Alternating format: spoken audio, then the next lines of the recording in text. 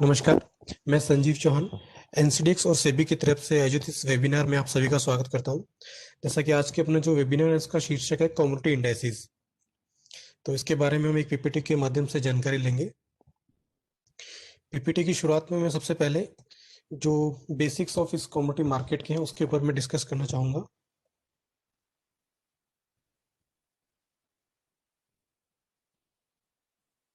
तो इस स्लाइड के माध्यम से हम देख सकते हैं कि जो कम्युनिटी मार्केट है उसका इंडिया में जो शुरुआत हुई थी वो 19वीं शताब्दी में हुई थी। और सबसे पहले बॉम्बे कॉटन ट्रेड एसोसिएशन की स्थापना हुई थी। और इसी क्रम के अंदर सन 1910 से 30 के बीच में इसमें फर्दर दो नई कम्युनिटी ऐड हुई थी, जिसमें ऑयल सीड्स और रॉ जूट थी। और इस बाजार को रेगुलेट करने के लिए फॉरवर्ड मार्केट कमीशन की स्थापना की गई थी सन 1953 में। और इसी श्रृंखला के अंदर 20वीं शताब्दी तक आते आते काफी बार इस बाजार के ऊपर बैन लगता रहा और कभी कभी रिज्यूम हुई थी ट्रेडिंग। इसी श्रृंखला के अंदर सन 2001 के अंदर गवर्नमेंट ऑफ इंडिया ने कमोडिटीज ट्रेडिंग को वापस से रीस्टार्ट किया और तीन नेशनल लेवल के कमोडिटी एक्सचेंजेस को परमिशन दी ट्रेड करने के लिए, एनसीडीएक्स, एमसीएक्स और एनएमसी को। आज की डेट में अगर अपन बात करें तो सन 2015 सितंबर से सेबी इसको रेगुलेट कर रहा है, जो पहले इक्विटी मार्केट को रेगुलेट करता था। अब अगर अपन बात करें स्ट्रक्चर की, इंडिया के अंदर जो कमोडिटी एक्सचेंजेस है उसका स्ट्रक्चर है वो मिनिस्ट्री ऑफ फाइनेंस के अंडर में आता है। और उसके अंडर में सेबी है। सेबी के अंडर में पांच नेशनल लेवल के कमोडिटी और इक्विटी एक्सचेंजेस हैं, जिसमें एनसीडीएक्स, एमसीएक्स, आईसीएक्स, एनएससी, बीएससी है। टोटल कमोडिटीज की बात करें तो 91 कमोडिटीज की परमिशन मिल चुकी है एज ऑन डेट ट्रेड करने के लिए। और ये कुछ स्टेप्स हैं जो रेगुलेटरी साइड से इस बाजार को सपोर्ट करने के लिए लिए गए हैं। तो जैसा कि सेबी ने सितंबर 2015 के अंदर as a regulator take over किया था, और जून 2017 के अंदर सेबी ने ऑप्शंस की परमिशन दी थी कमोडिटी सेगमेंट के अंदर। और इसके अलावा एएफ कैटेगरी की जो म्यूचुअल फंड्स रहते हैं उनको परमिशन मिली थी। सितंबर 2017 के अंदर सेबी ने जो कमोडिटी और इक्विटी की ब्रोकिंग फर्म्स हैं उनको इंटीग्रेशन, मतलब एक सिंगल लाइसेंस के अंदर वो लोग ट्रेड की फैसिलिटी प्रोवाइड करा सके, वो उसका परमिशन दिया। और इसके अलावा बैंक सब्सिडरीज को भी अलाउ किया कि वो भी अपने जो कमोडिटी डेरिवेटिव के प्रोडक्ट है उसकी ट्रेडिंग अवेलेबल कराएं। और इसके अलावा बैंक को परमिट किया as a professional clearing member वो लोग कमोडिटी एक्सचेंजेस के अंदर पार्टिसिपेट कर सकते हैं। सितंबर 2018 के अंदर एफपीआई दिया कि वो लोग अपनी जो पोजिशन है उसको हेज कर सकते हैं इंडियन मार्केट के अंदर। और सितंबर सॉरी मार्च 2019 के अंदर म्यूचुअल फंड और पीएमएस को भी अलाउ किया, वो भी कमोडिटी मार्केट के अंदर ट्रेड कर सकते हैं। और जून 2019 के अंदर सेबी ने कमोडिटी मार्केट के अंदर इंडाइसिस को परमिट किया ट्रेड करने के लिए, जिसके तहत एनसीडीएक्स के अंदर एग्रीडेक्स के नाम से जो इंडाइसिस हैं वो हमने लॉन्च किया। उसी के बारे में हम आगे जानकारी देंगे। अब अगर अपन बात करें कि कौन कौन सी कमोडिटीज लिस्टेड हैं और उनको हमने कितने उसमें डिवाइड किया है सेक्टर वाइज, तो हम देख सकते हैं मेजरली 5 पार्ट में डिवाइड किया है जिसके अंदर सेरेनल पल्सेस हैं। उसके अंदर बाजरा, बार्ले, चना, मेज, wheat, moong and paddy. And किस स्पाइसेस की बात करें तो उसके अंदर कोरिएंडर, जीरा एंड टर्मरिक। एंड फाइबर की बात करें तो कॉटन सीड ऑयल के शंकर कपास 29 mm कॉटन, ग्वार कॉम्प्लेक्स के अंदर ग्वार seed and guar gum. Oil and oil seeds के अंदर देखें तो soybean, soya refined, mustard seed, castor seed, crude palm oil और सेसम सीड है। ये एक छोटा सा एनालिसिस देख सकते हैं हम commodity market versus financial derivatives के बीच में। तो हम देख सकते हैं कि कमोडिटी डेरिवेटिव में जो भी सेटलमेंट्स होते हैं वो एक्चुअल डिलीवरीज पे होते हैं। एक्सपायरी वाले दिन जो भी ओपन पोजीशन रह जाती है वो 100% डिलीवरी में कन्वर्ट होती है। जबकि अगर फाइनेंशियल डेरिवेटिव मार्केट में देखें तो वहाँ जनरली कैश सेटल कॉन्ट्रैक्ट ही रहते हैं। कमोडिटी मार्केट का एक जैसे यहाँ पे जो भी ट्रेड होता है उसकी क्वांटिटी और क्वालिटी के जो पैरामीटर हैं वो फिक्स रहते हैं। तो ये चीज़ अपने को इक्विटी मार्केट से एक डिफरेंस एग्जिस्ट करती है। और क्योंकि इक्विटी मार्केट के अंदर ऐसा कोई भी पैरामीटर एग्जिस्ट नहीं करता है। और इसके अलावा कमोडिटी मार्केट में जब ट्रेड करते हैं तो अगर कोई डिलीवरी बेस्ड ट्रेड कर रहा है तो उसके अंदर एक होल्डिंग कॉस्ट इन्वॉल्व रहती है, सेइंग चार्जेस, वेयर हाउसिंग की कॉस्ट आती है, इंश्योरेंस कॉस्ट आती है। जबकि इक्विटी में देखें तो ऐसा कुछ भी कोई कॉस्टिंग नहीं रहती है, सिर्फ जो कैपिटल हमने इन्वेस्ट किया उसका इंटरेस्ट कॉस्ट रहता है। कमोडिटी मार्केट में एक फिजिकल मार्केट का सीजनल बेसिस के ऊपर इम्पैक्ट रहता है, जबकि जो फाइनेंशियल या कैश मार्केट है वो थ्रू आउट द ईयर एक जैसे चलता है। कुछ मेजर जो फैक्टर्स रहते हैं जो इनके प्राइसेस के ऊपर इम्पैक्ट डालते हैं, तो हम देख सकते हैं कि कमोडिटी मार्केट के अंदर मेजरली डिमांड एंड सप्लाई के ऊपर ड्राइव होता है। इसके अलावा इंपोर्ट एक्सपोर्ट रेगुलेशंस और गवर्नमेंट के इंटरवेंशंस रहते हैं। लाइक जैसे वो जो जो एक्सपोर्ट या इंपोर्ट ड्यूटी वो टाइमली इम्पोज करते रहते हैं। वही चीज अगर अपन इक्विटी मार्केट में देखें तो उनके ऊपर जो मेजर इम्पैक्ट पड़ता है वो ग्लोबल और लोकल इकोनॉमिक कंडीशंस क्या है कंट्रीज की, उसके ऊपर पड़ता है। इसके अलावा जो इंडिविजुअल परफॉर्मेंस रहती है एंटाइटीज की, कंपनीज की, उसका इम्पैक्ट पड़ता है प्राइसेस के ऊपर। इसके अलावा गवर्नमेंट की तरफ से जो भी टैक्सेशन स्ट्रक्चर लगाया जाता है उसका इम्पैक्ट रहता है। एक्सचेंज ट्रेडेड अगर अपन डेरिवेटिव्स की देखें तो बेसिकली तीन तरह के प्रोडक्ट हैं अपने पास में, फ्यूचर्स, कोई option in goods and indexes. आज की डेट में तीनों ही अवेलेबल है ट्रेडिंग के लिए। ये इन ब्रीफ एक जो भी exchange traded commodity future contract है उसके क्या पैरामीटर्स, क्या की फीचर्स रहते हैं, तो वो हम देख सकते हैं कि जो भी कॉन्ट्रैक्ट एक्सचेंज के प्लेटफॉर्म पे रहता है उसका एक कॉन्ट्रैक्ट साइज रहता है, एक फिक्स इनिशियल मार्जिन मनी रहता है, डेली बेसिस पे जो भी सेटलमेंट होता है एम टू एम बेसिस के ऊपर, एक ओपन इंटरेस्ट क्रिएट होता है जो भी पोजीशंस बनती हैं, एक बेसिस सेंटर रहता है जिसके बेसिस पर उसकी एक्सपायरी होती है, डिलीवरी सेंटर्स रहते हैं विद एडिशनल डिलीवरी सेंटर्स के साथ में, और एक डेट रहती है जिसके ऊपर वो कॉन्ट्रैक्ट जाके एक्सपायर होता है। अब अपन बात कर लेते हैं कमोडिटी इंडेक्सेस की, एग्रीडेक्स की। तो एग्रीडेक्स इंडिया का first return based agriculture future index है जिसके अंदर 10 लिक्विड कमोडिटीज को लिया गया है जो एनसीडीएक्स के प्लेटफॉर्म पे ट्रेड होती हैं। यहाँ हम देख सकते हैं एग्रीडेक्स की जो की फीचर्स हैं। तो इसके जो हमने कंपोनेंट लिए हैं उसके अंदर 80% वेटेज उन कमोडिटीज का है जिनका एडीटीवी मोर देन 75 करोड़ है, और 20% जो वेटेज है 75 करोड़ के नीचे है as per SEBI guideline. Value weightage की बात करें तो इसके अंदर जो हमने वेटेज लिया है वो 50-50% लिया है। 50% हमने प्रोडक्शन साइड को कवर किया, 50% जो एक्सचेंज की प्लेटफॉर्म पे ट्रेड हो रही कमोडिटीज उनके 5 साल का एवरेज वॉल्यूम लिया है। तो इन दोनों को मिला के इसका वेटेज निर्धारित किया गया है। इसके अलावा फ्लोर और कैपिंग भी लगाई गई है। फ्लोर एंड कैपिंग की अगर अपन देखें तो हर कमोडिटी की, इंडिविजुअल कमोडिटी की देखें तो 20% से ज़्यादा उसका उसके अंदर स्टेक नहीं है, और एक पूरा सेक्टर वाइज देखें तो हायर सेक्टर के अंदर 40% है। जैसे कि इसके अंदर मैंने आपको बताया कि पिछले 5 साल का हम लोग एक्सचेंज का ट्रेडिंग वॉल्यूम लेते हैं और जो प्रोडक्शन साइड का फिगर है वो लेते हैं। तो ये हर साल जो लेटेस्ट डेटा आता है उसके बेसिस पे हम इसको रीबैलेंस करते हैं, और 1 अप्रैल से जो चूज करते हैं हम लोग रीबैलेंसिंग, वो इम्पैक्ट इस इंडेक्सेस के ऊपर देखने को मिलेगा आपको। और रोल ओवर के लिए हम एक्सपायरी मंथ जो भी रहता है उसके फर्स्ट 3 डेज के अंदर हम इसका रोल ओवर कंप्लीट करते हैं। और कमोडिटीज का जो सिलेक्शन है वो बहुत साइड, मतलब कह सकते हैं कि अपस्ट्रीम और डाउनस्ट्रीम दोनों कमोडिटीज को कंसीडर करके इसके अंदर लिया गया है। और जैसा कि मैंने आपको बताया कि 10 कमोडिटीज बनाया गया, तो काफ़ी डाइवर्सिटी है इस इंडेक्सेस के अंदर।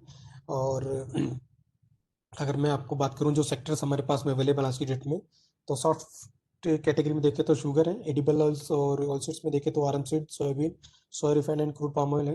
पल्सेस की बात करें तो चना मूंग है। इंडस्ट्रियल प्रोडक्ट के अंदर God seed, guar gum and castor seed है। ग्रेन्स के अंदर व्हीट, बार्ले, मेज, पेडिन, बाजरा है। कॉटन कॉम्प्लेक्स के अंदर cotton seed oil, cake and कपास कोट है। एंड स्पाइसेस के अंदर टर्मरिक, धनिया, जीरा। अभी ये अपन देखें जो फाइनेंशियल 2021 के अंदर जो कंपोनेंट लिए गए हैं उसका हम देख सकते हैं कि किस कमोडिटी का कितना स्टेक है। तो सबसे हाईएस्ट जो स्टेक है वो सोयाबीन का है, अराउंड 18.43%, 43% के साथ में सबसे हाईएस्ट रखती है। देन आफ्टर आता है चना जो 17.81 के आसपास अपना स्टेक रखता है। उसके बाद अगर अपन देखें तो ग्वारसीड का टर्न है जो अराउंड 11.16 के साथ में है। देन आफ्टर कैस्टर सीड आता है, सॉरी, ग्वार से पहले आराम सीड है जो 12.12 के साथ में। देन आफ्टर फोर्थ पे आता है ग्वार सीड, देन कैस्टर सीड, उसके बाद में सोया कोकुड, देन सोया ऑयल, फिर ग्वारगम, और उसके बाद में आता है अपना जीरा, देन धनिया। तो इन 10 कमोडिटीज को मिला के ये इंडेक्स बनाया गया है। ये हम हिस्टोरिकली देख सकते हैं कि क्या रिटर्न और क्या वोलेटिलिटी रही है पिछले अप्रैल 2016 से लेकर फेब 2021। तो यहाँ पे मंथ ऑन मंथ इसके जो रिटर्न्स दिखाए गए हैं हम देख सकते हैं कि ऑलमोस्ट जून जुलाई के अंदर इंडेक्स ने हमेशा पॉजिटिव रिटर्न दिए हैं, और उसके अलावा जो बाकी मंथ्स है उसमें एक मिक्सअप ट्रेंड रहा है इसका। अगर अपन कोरिलेशन निकालें जो एनसीडेक्स में एग्रीकल्चर जिन कंपोनेंट को लेके इसको डिजाइन किया गया है, तो देख सकते हैं 10 कमोडिटीज के साथ में इसका किस कमोडिटी के साथ में कितना कोरिलेशन है। तो ये शीट के अंदर मेंशन है। इसके अलावा हम देखें इसका इंडेक्स का नियर मंथ फ्यूचर के साथ में कितना कोरिलेशन है, तो देख सकते हैं कि ऑलमोस्ट जो ग्राफिकल इमेज दिख रही है उसके हिसाब से ये ऑलमोस्ट नियर मंथ जो फ्यूचर है ये उसी को ही फॉलो करता है। अब एग्रीडेक्स को वो फूड इन्फ्लेशन के अगेंस्ट एक हेजिंग टूल के रूप में देख सकते हैं। अगर एडिडेक्स का कोरिलेशन निकालें अपन सीपीआई और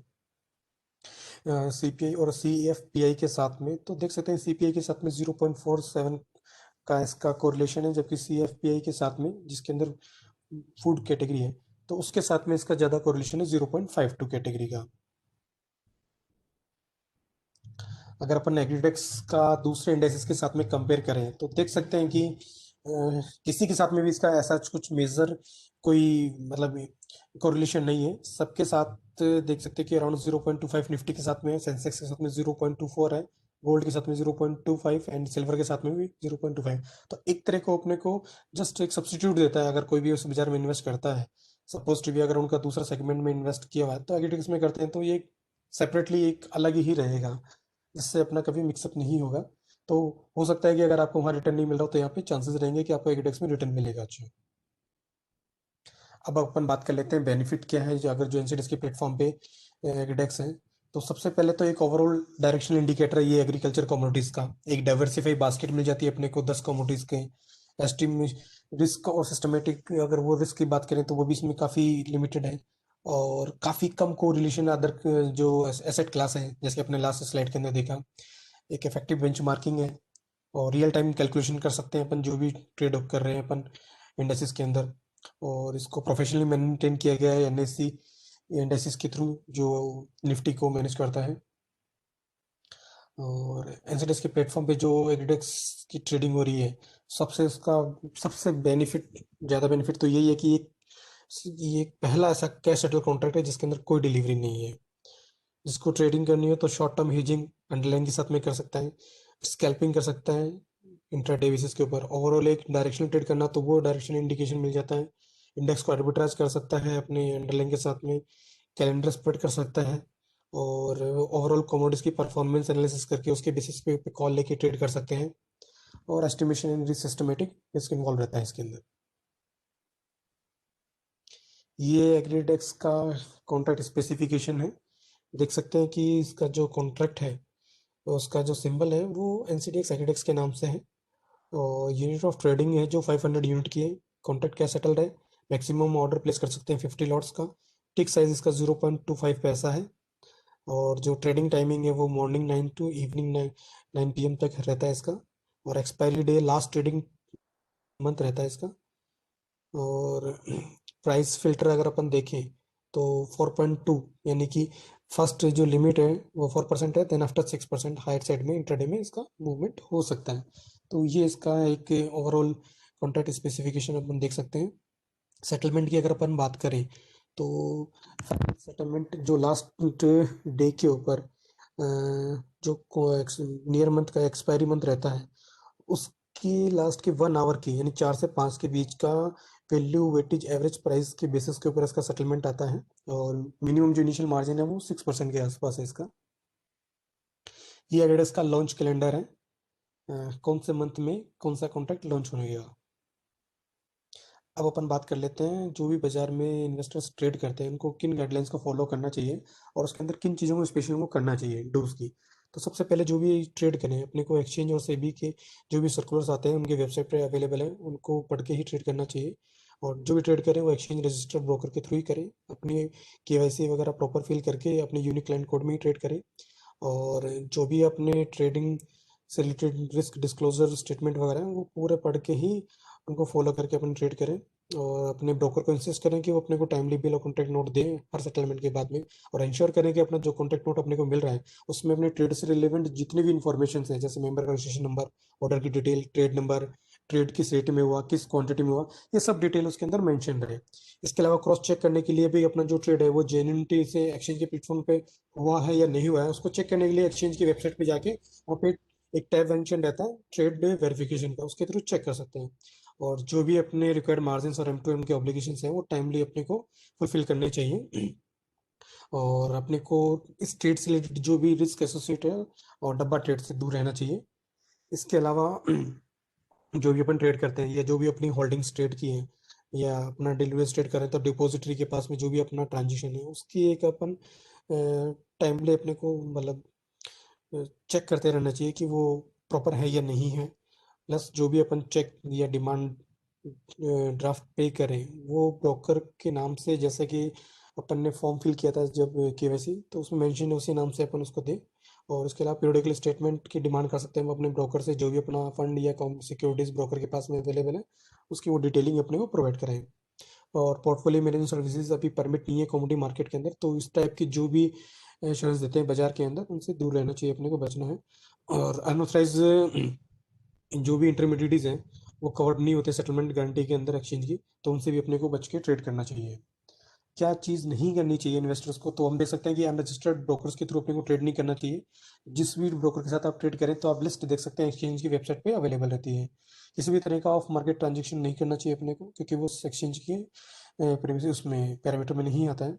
इसके अलावा जो भी लुभावने एडवर्टाइजमेंट या बाजार में रूमर्स या हॉट टिप्स के नाम पे जो भी प्रॉमिस अश्योर्ड रिटर्न के लिए बात करते हैं, उसके अंदर अपने को नहीं आकर के सेल्फ बेसिस के डिसीजन के ऊपर अपने को ट्रेड करना चाहिए। इसके अलावा अपन जो भी ट्रेड करें उससे रिलेटेड जो भी रिस्क डिस्क्लोजर क्लॉज वगैरह है वो अपने को रीड आउट करके ही ट्रेड करना चाहिए। किसी भी तरह का डुप्लीकेट कॉन्ट्रैक्ट नोट या अनसाइन कॉन्ट्रैक्ट नोट अपने को एक्सेप्ट नहीं करना है। बाजार में किसी भी तरह की अगर रूमर हो तो उसको अपने को फॉलो नहीं करना है। और अपनी पोजीशंस को ज़्यादा एक्यूमुलेट नहीं करना अपनी कैपेसिटी के बाहर। और जो भी बाजार में अवेलेबल एनालिस्ट या एडवाइजर्स जो भी कहते हैं तो अपने को अवॉइड करना है उनकी जो भी प्रॉमिस वगैरह वो करते हैं शॉर्ट रिटर्न के। और अपना जो भी फाइनेंशियल गोल या कंट्रेक्चुअल ऑब्लिगेशंस है उसको ध्यान में रख के ही अपने को ट्रेड करना है, उसके बाहर नहीं जाना चाहिए अपने को। तो अपने रिकॉर्ड रखना चाहिए अपने को, अपने जितने भी ट्रेड वगैरह एग्जीक्यूट हो रहे हैं। और बहुत सी मीडिया और प्रिंट मीडिया और इलेक्ट्रो मीडिया में जो भी रिपोर्ट्स वगैरह मेंशन रहती हैं उसको भी अपने को ज़्यादा फॉलो नहीं करना है। सेल बेसिस के ऊपर एनालिसिस करके अपने को ट्रेड एग्जीक्यूट करना चाहिए हमेशा। तो ये एक ओवरऑल प्रेजेंटेशन था मेरा इन्वेस्टर्स के डूज एंड डोंट और एग्रीडेक्स के ऊपर। अब अगर अगर किसी की कुछ क्वेरीज हो तो आप पूछ सकते हैं।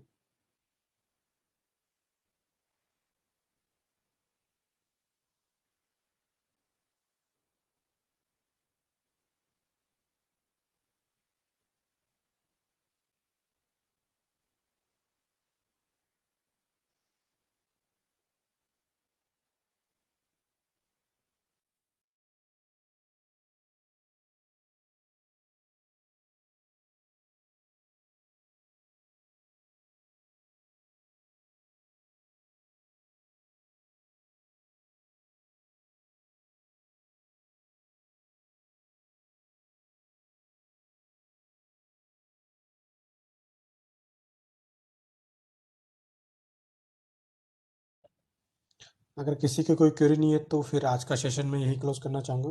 धन्यवाद आप सभी लोगों का जिन्होंने टाइम निकाल के सेशन अटेंड किया। Thank you.